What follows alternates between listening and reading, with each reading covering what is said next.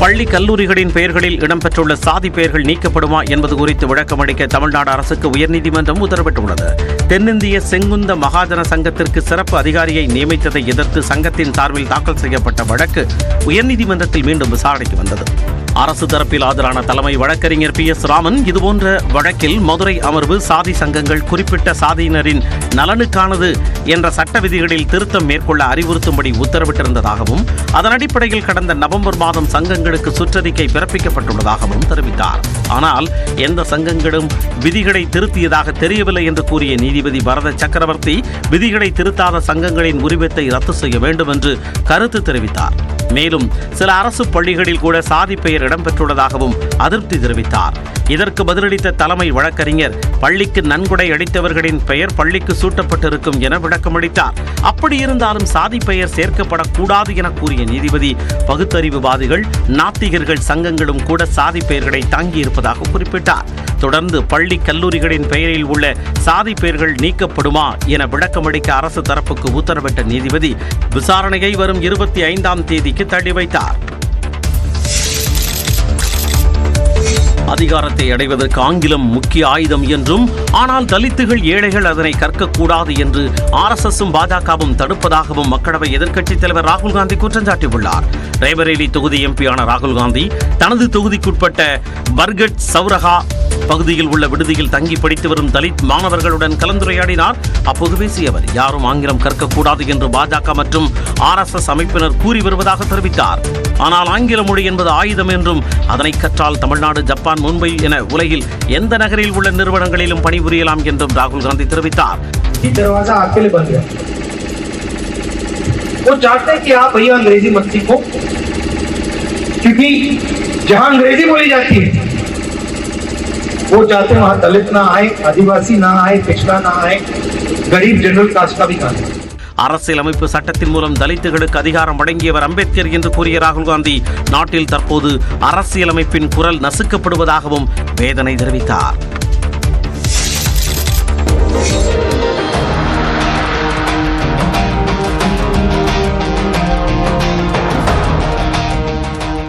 திண்டுக்கல் பேருந்து நிலையத்தில் இரவில் ஆய்வு மேற்கொண்ட ஆட்சியர் சரவணன் ஆட்டோ ஓட்டுநர்களுக்கு தேநீர் வாங்கி கொடுத்து குறைகளை கேட்டறிந்த காட்சிகள்தான் இவை. திண்டுக்கல் பேருந்து நிலையத்தில் பயணிகளின் அடிப்படை வசதிகள் குறித்து மாவட்ட ஆட்சியர் சரவணன் நேற்றிரவு நேரில் கள ஆய்வு நடத்தினார். அப்போது பேருந்து நிலையத்தில் இருந்த ஆட்டோ ஓட்டுநர்களை அழைத்து பேருந்து நிலையத்தில் உள்ள குறைபாடுகளை கேட்டறிந்தார். அப்போது ஆட்டோ ஓட்டுநர்கள் அனைவருக்கும் தேநீர் வாங்கி கொடுத்து அவர்களுடன் இணைந்து தேநீர் பருகி நட்புறவை ஏற்படுத்தினார். மேலும் பேருந்து நிலையத்தில் குடிநீர் வசதி எப்படி உள்ளது என்று கேட்டறிந்து பயணிகள் பயன்படுத்தக்கூடிய குடிநீரை குடித்தும் சோதித்து பார்த்தார். பொதுமக்கள் மற்றும் பயணிகள் கூறிய குறைகள் அனைத்தையும் உடனடியாக நிறைவேற்றும்படி மாநகராட்சி ஆணையருக்கு உத்தரவிட்டார். மாவட்ட ஆட்சியர் திடீரென இரவு நேரத்தில் பேருந்து நிலையத்தில் ஆய்வு நடத்திய சம்பவம் பயணிகளிடையே வரவேற்பை பெற்றுள்ளது. பெரம்பலூர் மாவட்டத்தில் உற்பத்தி செய்யப்படும் மக்காச்சோளத்திற்கு நல்ல விலை கிடைப்பதால் விவசாயிகள் மகிழ்ச்சி அடைந்துள்ளனர். கடந்த ஆண்டில் 1850 ரூபாய் விலை போன ஒரு குவிண்டால் மக்காச்சோளம் தற்போது 2500 ரூபாய் வரை விற்பனையாகிறது. இது மத்திய மாநில அரசுகள் அறிவித்துள்ள குறைந்தபட்ச ஆதார விலையை விட கூடுதல் என கூறப்படுகிறது. 65,000 ஹெக்டேர் போட்டிருந்தாலும் கூட விளைச்சல் கம்மியாக இருக்குது. ஆனால் விலை நல்ல விலை என்பது மகிழ்ச்சிக்குரிய விஷயமா நாங்கள் பெரம்பலூர் மாவட்டத்தை பொறுத்தவரை விவசாயிகள் கருதுகிறோம். விளைச்சல் அதிகமாக இருந்தாலும் வியாபாரிகள் மக்காச்சோளத்தை அடிமாட்டு விலைக்கு கேட்பதாகவும் எடை மோசடி, பணம் கொடுப்பதில் காலதாமதம் உள்ளிட்ட பல்வேறு குளறுபடிகளில் ஈடுபடுவதாகவும் விவசாயிகள் குற்றம் சாட்டினர். தேசிய வேளாண் கமிஷன் பரிந்துரைத்த அடிப்படையில் அனைத்து வேளாண்மை விளைபொருளுக்கும் விலையை கொடுக்கணுங்கிறதுக்காக தான் தமிழ்நாடு விவசாயிகள் சங்கம் தொடர்ந்து நாங்கள் போராட்டம் பண்ணிட்டு இருக்கிறோம். தொடர்ந்து மக்காச்சோளம் உள்ளிட்ட அனைத்து பொருளையும் அரசே கொள்முதல் பண்ணணுங்கிறதையும் தொடர்ந்து வலியுறுத்திட்டு இருக்கோம். மக்காச்சோளத்தை அரசு நேரடியாக கொள்முதல் செய்ய வேண்டும் என்று விவசாயிகள் கோரிக்கை விடுத்துள்ளனர். சுபமுகூர்த்த நாட்களை எதிர்நோக்கி நடவு செய்யப்பட்ட வாழை மரங்கள் இப்படி கருகி வருவதால் விவசாயிகள் வேதனை அடைந்துள்ளனர். கோவை தொண்டாமுத்தூர் சுற்றுவட்டார பகுதிகளில் பெரும்பாலானோர் விவசாயத்தை மட்டுமே பிரதான தொழிலாக செய்து வருகிறார்கள். குறிப்பாக தென்னை, வாழை, சின்ன வெங்காயம், தக்காளி உள்ளிட்ட பயிர்களை அதிக அளவில் நடவு செய்து வருகின்றனர். பண்டிகை காலங்கள், முகூர்த்தம் உள்ளிட்டவற்றை கணக்கில் கொண்டு அதற்கு ஏற்றாற்போல் வருமானம் தரக்கூடிய பயிர்களை அதிக அளவில் நடவு செய்கின்றனர். அந்த வகையில் தற்போது கோயில் விழாக்கள், சுபமுகூர்த்த தினங்களை எதிர்நோக்கி வாழை மரங்களை அதிக அளவில் நடவு செய்தனர். வைத்தனர். இந்நிலையில் அறுவடைக்கு தயாராக இருந்த வாழை மரங்கள் தற்போது நோய் தாக்கி கருகி வருகின்றன. இதனால் விவசாயிகள் கடும் வேதனையில் ஆழ்ந்துள்ளனர். பாதிப்படைந்த வாழை மரங்களுக்கு உரிய இழப்பீடு தொகையை அரசாங்கம் கொடுக்க வேண்டும் என்றும் விவசாயிகள் கோரிக்கை விடுத்துள்ளனர். செயலாளர் எடப்பாடி பழனிசாமியை பாமக கௌரவ தலைவர் ஜி.கே. மணி சந்தித்து பேசியிருப்பது அரசியல் வட்டாரத்தில் பரபரப்பை ஏற்படுத்தியுள்ளது. சேலம் நெடுஞ்சாலை நகரில் உள்ள இல்லத்தில் எடப்பாடி பழனிசாமியை பாமக கௌரவ தலைவர் ஜி.கே. மணி மற்றும் அவரது மகன் தமிழ்குமரனும் கடந்த 17ஆம் தேதி சந்தித்து பேசினர். அப்போது ஜி.கே. மணி தனது உறவினர் இல்ல திருமண விழா அழைப்பிதழை எடப்பாடி பழனிசாமியிடம் வழங்கினார். வரும் ஜூன் மாதத்தில் பாமக தலைவர் அன்புமணி ராமதாஸின் மாநிலங்களவை உறுப்பினர் பதவி முடிவடைய உள்ள நிலையில் எடப்பாடி பழனிசாமியை ஜி.கே. மணி சந்தித்து பேசியுள்ளார். தமிழ்நாட்டில் 6 மாநிலங்களவை உறுப்பினர் பதவிகள் காலியாக இருக்கும் சூழலில் அதில் 4 இடங்கள் திமுகவிற்கும் 1 இடம் அதிமுகவிற்கும் கிடைப்பது உறுதியாகியுள்ளது. மற்றொரு மாநிலங்களவை உறுப்பினர் பதவியை அதிமுக, பாஜக, பாமக கட்சிகள் இணைந்து பெற முடியும் என்ற நிலையில் ஜி.கே. மணி எடப்பாடி பழனிசாமி சந்திப்பு அரசியல் வட்டாரத்தில் முக்கியத்துவம் வாய்ந்ததாக பார்க்கப்படுகிறது.